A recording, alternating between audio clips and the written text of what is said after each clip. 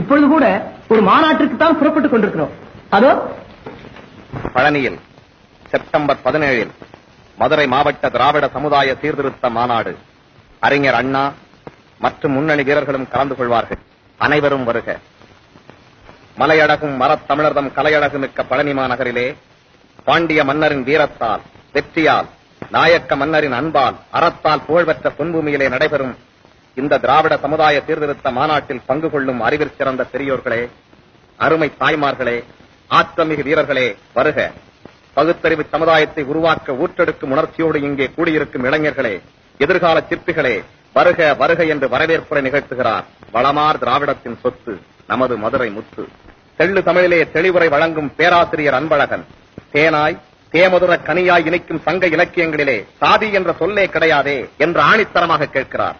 அதைத் தொடர்ந்து தோழர் என் வி நடராசன், தோழர் இரா செழியன், தோழர் அன்பில் தர்மலிங்கம், தூத்துக்குடி சிவசாமி, கோவை ராசமாணிக்கம் அனைவரும் அழகு தமிழில் பேசுகின்றனர். தோழர் நாஞ்சில் மனோகரன் விஞ்ஞானத்தின் வெற்றியிலே மேல்நாட்டார் மாறுதட்டும் இந்நாளில் கண்ணில் படாதே, அருகில் வராதே, தொடாதே என்று தீண்டாமைக்கு தூபமிட வேண்டாம் என்று கேட்கிறார். தோழர் பாபு சண்முகம் எம்எல்ஏ, தோழர் பதி பாராளுமன்ற உறுப்பினர் தோழர் தர்மலிங்கம், கலைஞர் கருணாநிதி எம்எல்ஏ, சேரனின் சொந்தக்காரர்களே, பாண்டியனின் பரம்பரையில் வந்தவர்களே, சோழனின் வழித்தோன்றர்களே, கூனாய் குருடாய் வாழ்ந்தது போதும், எழுந்து நில்லுங்கள், ஏறிட்டு சமுதாயத்தை என்கிறார். டி.கே. சீனிவாசன், பொன்னம்பலனார், சிந்தனை சிற்பி சிற்றரசு, அறிவு பாதையில் செல்வோரையே மக்கள் மதிக்கின்றனர் என்று கனல் தரிக்க பேசுகிறார். தோழியர் சத்தியவாணி முத்து எம்எல்ஏ, பாட்டி சைக்காதே பழி வந்து சேரும், ஏட்டை தொடாதே தீமை உண்டாகும் என்று வீட்டுக்குள்ளே பெண்ணை பூட்டி வைத்த கொடுமை இருந்தது. அது அந்த காலம். பட்டங்கள் ஆள்வதும் சட்டங்கள் செய்வதும் பாரினை பெண்கள் நடத்துகின்றார், அது இந்த காலம் என்று கன்னித்தமிழை அள்ளி வைக்கிறார். தோழியர்கள் அலமேலு அப்பாத்துறை, ராஜேஸ்வரி சண்முகம், பொற்செல்வி இளமுருகு பெண்குலத்தின் மேன்மையை எடுத்துரைக்கின்றனர். தோழர்கள் மதியழகன், புரட்சி நடிகர் எம். ஜி. ராமச்சந்திரன். கலைநிலை மட்டும் கலைஞர்களுக்கு தெரிந்தால் போதாது, உலக நிலையையும் அவர்கள் அறிய வேண்டும். மக்களின் இன்ப வாழ்வுக்காக, அறிவு வளர்ச்சிக்கு, சமத்துவத்துக்கு பணியாற்றும் பக்குவத்தை கலைஞர்கள் பெற வேண்டும். பளிங்கு மாளிகைகள், பளபளப்பான கார்கள், சுந்தர சிரிப்பும் சொகுசு வாழ்வு மட்டும் இருந்தால் போதாது, தொண்டாற்ற வேண்டும் என்ற உள்ளம் இருக்க வேண்டும் என்று கலை உலகத்துக்கு அன்பழைப்பு விடுகிறார். நடிப்பிசை புலவர் கே.ஆர். ராமசாமி எம்எல்சி. மக்களுக்கு களிப்பூட்டுவது மட்டுமல்ல, கலை மூலம் அவர்களின் நிலையை, நினைப்பை உயர்த்த முடியும், செப்பனிட்ட சீரான வாழ்வை தர முடியும் என்பதை எடுத்துச் சொல்லுகிறார். நடமாடும் பல்கலைக்கழகம் நாவலர் நெடுஞ்செழியன். அன்பு கழுமிய தோழர்களே, உள்ளம், உரை, உடல் ஆகியவற்றில் உறுதி வேண்டும்.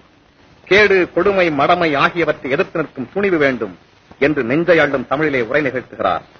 அறிஞர் அண்ணா தமிழரின் உள்ளம் நிறைந்தவர், ஆற்றல் மிகுந்தவர், அஞ்சா நெஞ்சினர், தாழ்வுற்ற சமுதாயத்தை தட்டி எழுப்ப, வீழ்ச்சியுற்ற மக்களை விழித்தெழச் செய்ய வந்த இந்த காஞ்சி தந்த செல்வம், அறிவு பணிக்கு தம்மை அர்ப்பணித்துவிட்ட நம் இதயச் சுடர், இன்ப கீதம் அறிஞர் அண்ணா.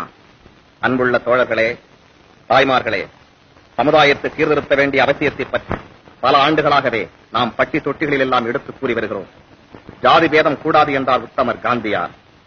ஜாதியே கூடாது என்று வைக்கத்திலே போர் தொடுத்தார். வையகமே வியக்கும் வெற்றி பெற்றார் தலைவர் பெரியார் ராமசாமி அவர்கள். புத்தர் சென்ற வழியிலேதான், உத்தமர் காந்தியார் பற்றிலேதான், பெரியார் ராமசாமி காடு திருத்தி கல்லெடுத்து செப்பனிட்ட சீர்திருத்த பாதையிலேதான் நாமும் செல்லுகிறோம். அவர்களின் லட்சிய கனவை உண்மையாக்கவே உழைக்கிறோம். தொல்லைகள் எவ்வளவு வந்தாலும் சாதி என்ற எண்ணம் நமக்கு இருக்கக்கூடாது. இன்னல்கள் அடுக்கடுக்காய் வந்தாலும் நிலையை மாற்றுவோம். இன்ப சமுதாயம் மலரச் செய்வோம். சிங்க உள்ளம் படைத்த எனது சங்க தம்பிகளே, சாதியற்ற சமுதாயத்தை, சமத்துவம் நிலவும் புதிய சமுதாயத்தை காண